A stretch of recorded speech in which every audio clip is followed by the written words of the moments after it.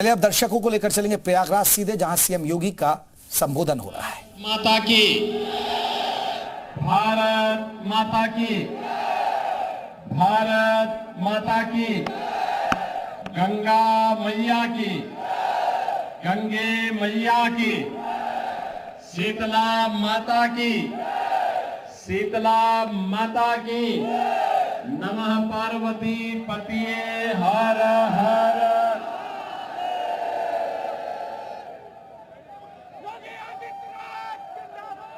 मंच पर उपस्थित उत्तर प्रदेश सरकार में मंत्रिमंडल के मेरे वरिष्ठ सहयोगी श्री राकेश सचान जी, श्री नंदगोपाल गुप्ता नंदी जी,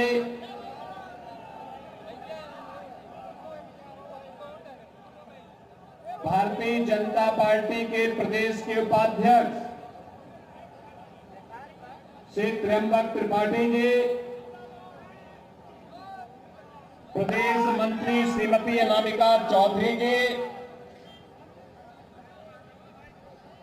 लोकप्रिय सांसद श्री प्रवीण पटेल जी, भारतीय जनता पार्टी की जिला की अध्यक्ष श्रीमती कविता पटेल जी, हमारे माननीय विधायकगण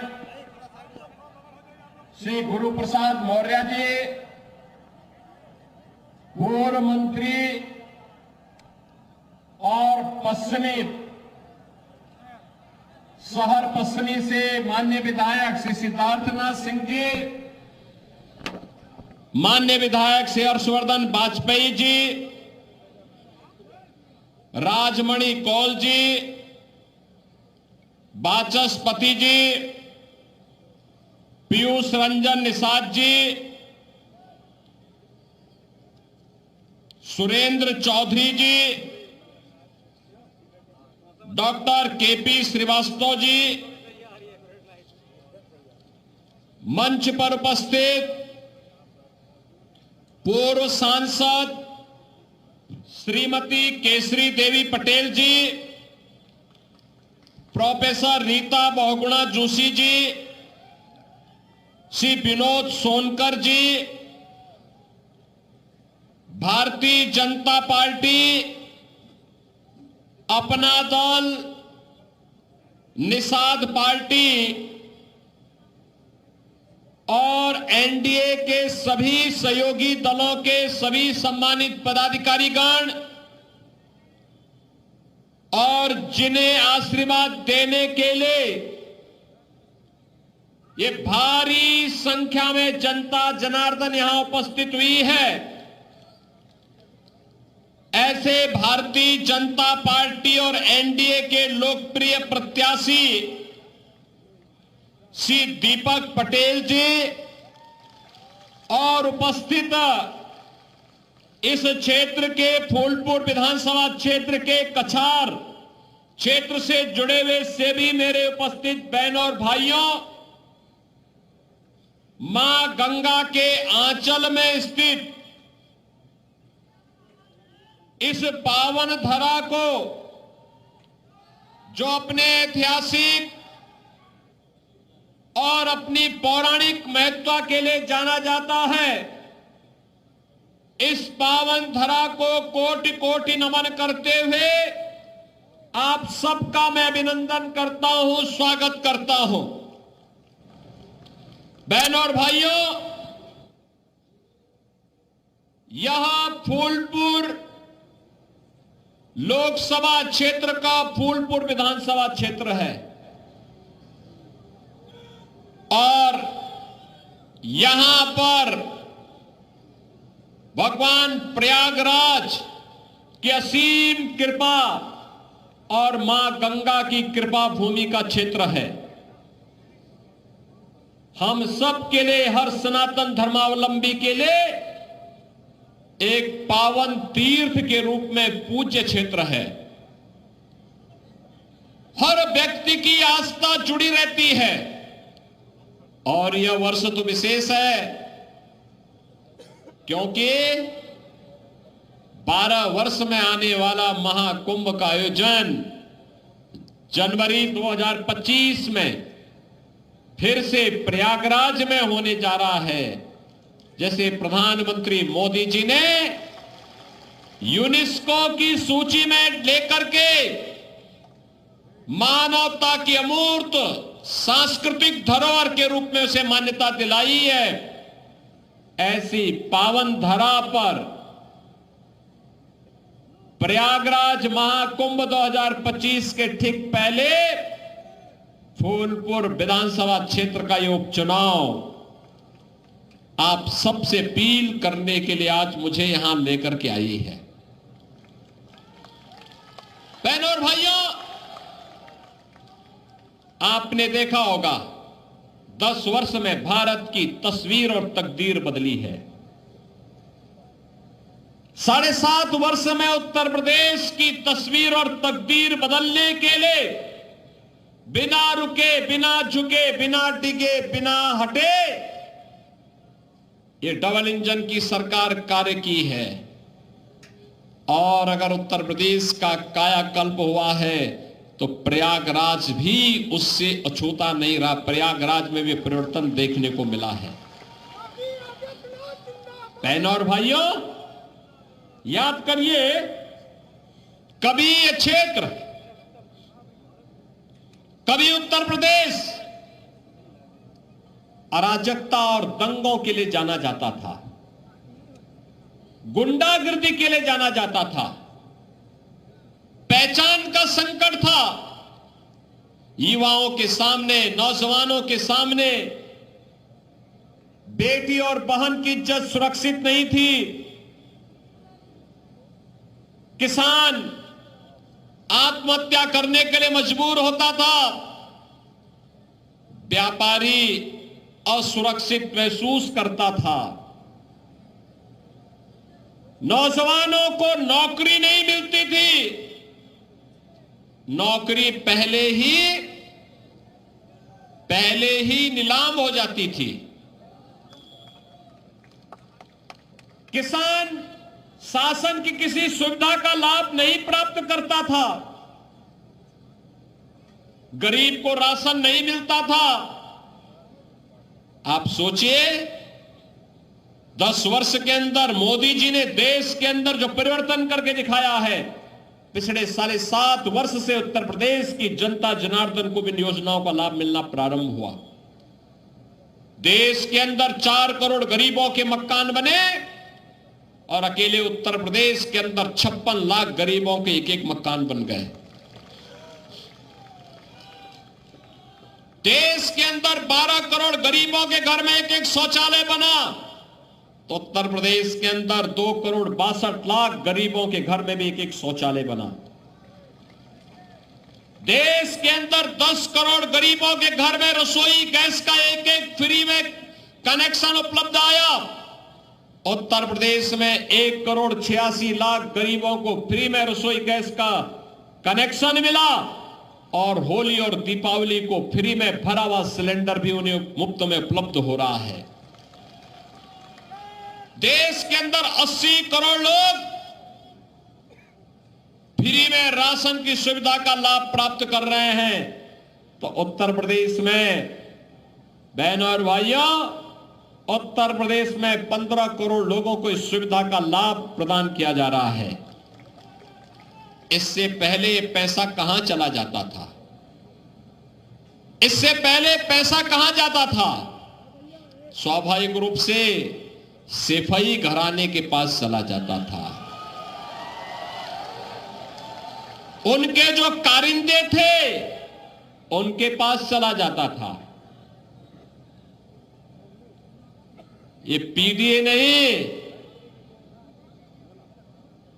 ये प्रोडक्शन हाउस है दंगाइयों और अपराधियों का। इन लोगों ने, याद करिए, उत्तर प्रदेश का कोई ऐसा अपराधी नहीं, कोई ऐसा माफिया नहीं जो समाजवादी पार्टी का शागिर्द न हो। याद करिए, प्रयागराज का अतीक अहमद राव, गाजीपुर का मुख्तार अंसारी रहा हो, अंबेडकर नगर का खान मुबारक रहा हो, ये सभी के सभी समाजवादी पार्टी के प्रोडक्शन हाउस की ही उपस्थिति थी। बिजनेस पार्टनर थे लोग, एक साथ अपराध के लिए बिजनेस करते थे। ये समाजवादी पार्टी वह समाजवादी पार्टी नहीं जिसके नाम पे भ्रम में डालते हैं। बहन और भाइयों, समाजवादी आंदोलन देश की आजादी के बाद देश के अंदर प्रारंभ हुआ था, मूल्यों के लिए, आदर्शों के लिए। जयप्रकाश नारायण, डॉक्टर राम मनोहर लोहिया, आचार्य नरेंद्र देव, चंद्रशेखर जी, जनेश्वर मिश्रा जी, मोहन सिंह जी जैसे स्वनाम धन्य सोशलिस्ट और समाजवादी इस आंदोलन के साथ जुड़े थे, जिन्होंने लोकतंत्र के लिए काम किया, राजनीति की शुचिता के लिए आजीवन लड़ते रहे। ये आज की समाजवादी पार्टी तो माफिया और अपराधियों का जमावड़ा भर रह गया है, और इसीलिए तो प्रदेश के अंदर एक नारा निकल पड़ा है, देख सपाई बिटिया घबराई। देख सपाई बिटिया घबराई। यही तो अयोध्या में हुआ, यही कन्नौज में हुआ, यही लखनऊ में हुआ, यही हरदोई में इन लोगों ने किया। अब आप बताओ, क्या इसमें कार्रवाई नहीं करनी चाहिए थी क्या? आप मुझे बताओ, इनको बुरा लगता है, कहते हैं साहब कार्रवाई क्यों कर दी? हमने कभी इन अपराधियों को और इन माफियाओं के खिलाफ कार्रवाई नहीं करेंगे तो क्या करेंगे? बहन और भाइयों, ये वही माफिया और अपराधी हैं जो एक और 2006 में 2 विधायकों की निर्मम हत्या हुई थी। याद करिए, गाजीपुर में श्री कृष्णानंद राय की हत्या हुई थी। कृष्णानंद राय के साथ 7 लोग मारे गए थे, और में एक रमेश पटेल भी थे, एक रमेश यादव भी थे। ऐसे ही 7 लोग थे। निर्मम हत्या गोलियों से भून करके समाजवादी पार्टी के संरक्षण में पनपने वाले उस माफिया के इशारे पर उसके संरक्षण में यह हत्या हुई थी, जिसके मरने पर मरसिया पढ़ने के लिए समाजवादी पार्टी का मुखिया जाता है। बहन और भाइयों, याद करिए, राजूपाल की हत्या करने वाला कौन माफिया था? ये राजूपाल की हत्या करने वाला व्यक्ति इसी समाजवादी पार्टी के शागिर्द बनकर के प्रयागराज को बदनाम करता था। आप याद करिए, ये समाजवादी पार्टी, इसीलिए मैं कहता हूं, समाजवादी पार्टी का मतलब आज के दिन पर, समाजवादी पार्टी का मतलब प्रोडक्शन हाउस है। ये माफिया और अपराधियों का, हर दुर्दांत माफिया और अपराधी यहां से पैदा होते हैं, यहां से आगे बढ़ते हैं, पनपते हैं, और इनको अच्छे अच्छे ट्रेनर वहां पर इन लोगों ने पैदा करवाए हैं, रखे हैं। और इसीलिए मैं आपसे कहने के लिए आया हूं, बहनों और भाइयों, ये चुनाव केवल आज का चुनाव नहीं है, ये वर्तमान को तो संवारने का चुनाव है, लेकिन भविष्य बनाने का चुनाव भी है, भविष्य बनाने का चुनाव भी है। और उसी भविष्य को बनाने के लिए आज हम सब आपके पास आए हैं। मैं उसी भविष्य को बनाने की अपील करने के लिए आज आपके पास आया हूं। अभी मुझे यहां पर बताया गया, कछार क्षेत्र में हर वर्ष बरसात के दिनों में यहां पे हजारों बीघा लैंड जलमग्न होती है।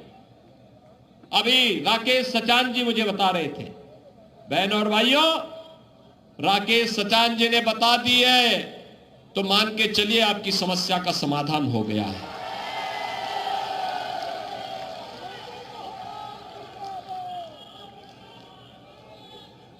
हम लोगों का यह मानना है, मोदी जी के नेतृत्व में हमने तो एक बात माना है कि सरकार का मतलब समाधान होता है, सरकार का मतलब समस्या नहीं होती।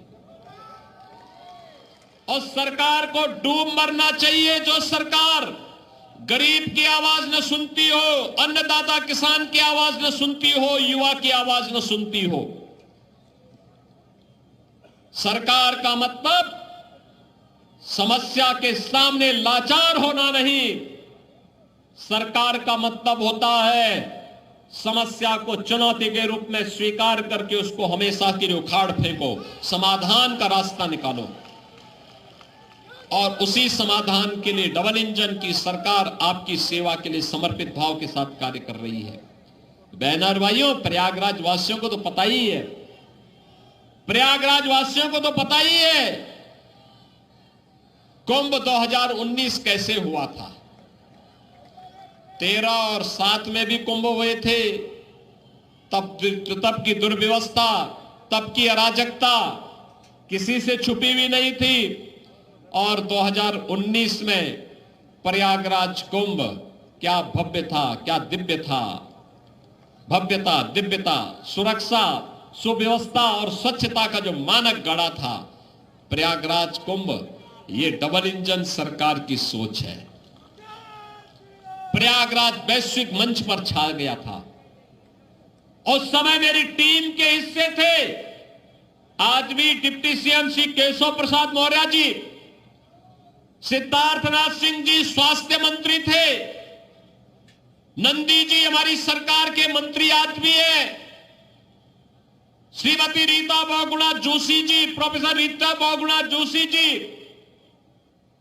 सांसद के रूप में श्रीमती केसरी देवी पटेल जी, ये सभी लोग हमारे विधायक गणों में हर्षवर्धन वाजपेयी, और ये सभी लोग उस अभियान के साथ जुड़ करके इन्होंने प्रयागराज कुंभ को सफल बनाने के लिए अपनी पूरी ताकत लगाई थी। और प्रयागराज कुंभ एक नया मानक गढ़ा था। और बहनों और भाइयों, आज आप सबका मैं आह्वान करने के लिए यही आया हूं। प्रयागराज जब नई पहचान के साथ वैश्विक मंच पर लहराता हुआ दिखाई दे रहा है,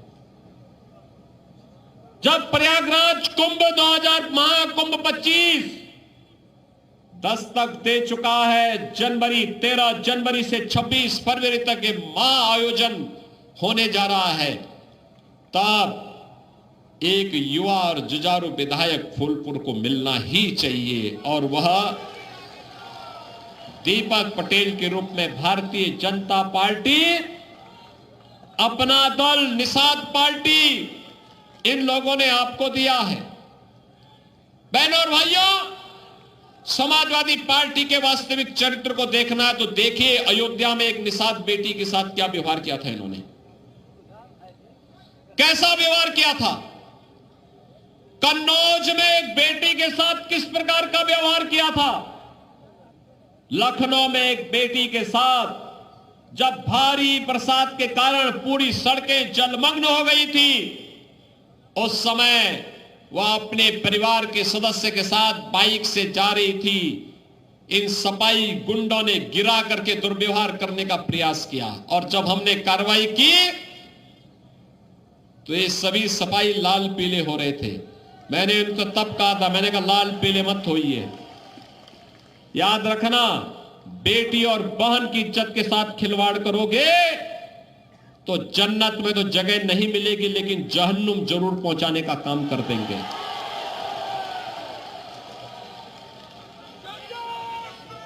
बहनों और भाइयों, मैं इसीलिए आपसे कहने के लिए आज आया हूं, विकास और विरासत की गारंटी भाजपा दे रही है, सुरक्षा, समृद्धि और सुशासन की गारंटी भाजपा दे रही है, हर घर नल के माध्यम से शुद्ध पेयजल उपलब्ध कराने की गारंटी भाजपा दे रही है, और बाढ़ की समस्या का स्थायी समाधान भी भाजपा आपको देगी, उपलब्ध कराएगी। हमारी सरकार तो देश के लिए अपना बलिदान देने वाले उन शहीदों के प्रति भी नतमस्तक है।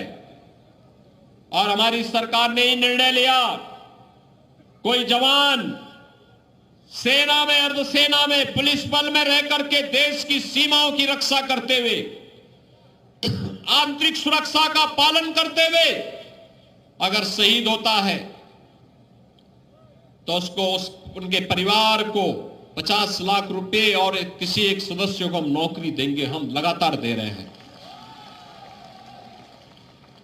जो भी ऐसे परिवार होंगे उनकी स्मृतियों को, उन शहीदों की स्मृतियों को बनाने का काम सरकार कर रही है। और ये हमारा दायित्व है। उन जवानों ने देश के लिए अपने आप को बलिदान किया है, उन्हें सम्मान मिलना ही चाहिए। और उसी के लिए आज मैं आपसे कहने के लिए आया हूं, ये केवल हमारे जनप्रतिनिधियों को, हमारे सांसद जी को, हमारे विधायक जी को, इन लोगों को आप अपना प्रस्ताव दीजिए, समाधान का रास्ता वे निकाल लेंगे। समस्या भाजपा के रहने पर समस्या नहीं रहती है, वो समाधान के निष्कर्ष पर पहुंचेगी। और इसी के लिए मैं आज आपके पास आया हूं, आपसे कहने के लिए, बहनों और भाइयों, 20 नवंबर को चुनाव होना है और 20 नवंबर के इस चुनाव के लिए आप याद करिए, अभी 12 नवंबर को देवोत्थान एकादशी है और 15 नवंबर को कार्तिक पूर्णिमा का स्नान है, गंगा स्नान। भारी संख्या में मां गंगा के अंचल में जाकर के श्रद्धालु स्नान करते हैं। 13 नवंबर को चुनाव जब 20 नवंबर को भारत निर्वाचन आयोग ने किया तो समाजवादी पार्टी इसका भी विरोध की। यानी ये राम मंदिर का भी विरोध करते हैं, ये गंगा स्नान का भी विरोध करते हैं, ये हिंदू अस्मिता के साथ खिलवाड़ करते हैं। बेटी और बहन की इज्जत का इन्हें कोई मतलब नहीं।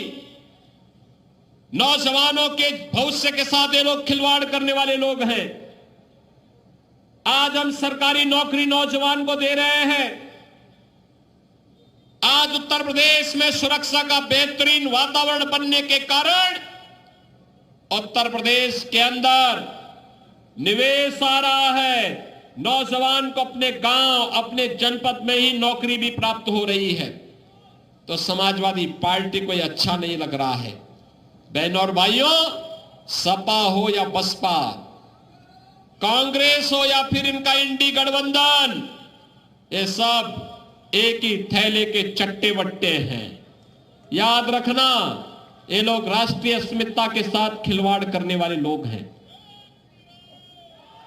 ये लोग राष्ट्रीय अस्मिता के साथ खिलवाड़ करने वाले लोग हैं। ये कांग्रेस और समाजवादी पार्टी ने तो बाबा साहब भीमराव अंबेडकर का भी अपमान किया था। याद करिए, इन लोगों ने लोह पुरुष सरदार वल्लभ भाई पटेल का भी सम्मान नहीं किया। ये लोग देश के अंदर आतंकवाद भड़काने का काम कर रहे हैं। अभी हाल ही में आपने देखा होगा, जम्मू कश्मीर विधानसभा ने एक प्रस्ताव पारित किया है, कश्मीर में धारा 370 फिर से बहाल करने का। बहनों और भाइयों, कश्मीर में धारा 370 का मतलब आतंकवाद की वापसी। भारत, नया भारत, मोदी जी के नेतृत्व में इसको कतई स्वीकार करने को तैयार नहीं है। और हमने तय कर लिया है, भारतीय जनता पार्टी ने तय कर लिया है कि धारा 370 एक बार दफन की जा चुकी है, अब दोबारा भारत के अंदर, कश्मीर के अंदर उसको लागू नहीं होने देंगे। एक देश में एक प्रधान, एक विधान और एक निशान, यही चलेगा, यही चलेगा। इस भाव के साथ आज हम कार्य कर रहे हैं। मैं पूछना चाहता हूं इंडी गठबंधन के सपा और कांग्रेस से, मैं पूछना चाहता हूं कि आखिर कश्मीर में धारा 370 लाना ये कांग्रेस की कौन सी मजबूरी है? ये जानते हुए भी कि आतंकवाद की जड़ है, तब भी ये लोग फैलाने का प्रयास कर रहे हैं। तो बहनों और भाइयों, इनके मंसूबे अच्छे नहीं। इससे पहले ये सफल हो, इन्हें बेनकाब किए जाने की आवश्यकता है।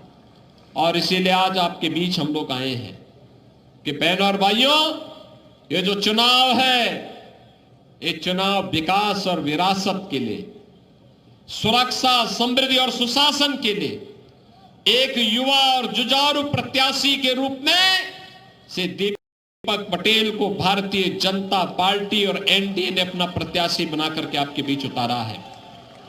आप सबका आशीर्वाद उन्हें प्राप्त होगा। दोनों हाथ ला करके, थोड़ा खड़ा करके, हाथ खड़ा करके मुझे अपनी जान से बताओ, सभी लोग सहमत हैं? इधर उधर पीछे सड़क के किनारे घरों के ऊपर जो लोग खड़े हैं, चारों ओर मुझे बताओ, पहले दोनों हाथ ला करके दीपक पटेल को अपना आशीर्वाद देने के लिए क्या तैयार है? फूलपुर से विधायक चुनाव जिता करके भेजेंगे। बहनों और भाइयों, अगर आप उन्हें चुनाव जिता करके भेजने के लिए तत्पर हैं, तो विकास और सुरक्षा की गारंटी में डबल इंजन की सरकार की है। मेरे साथ बोलेंगे फिर, दोनों हाथ ला करके, भारत माता की, भारत माता की, भारत माता की, जय श्री राम, जय जय श्री राम।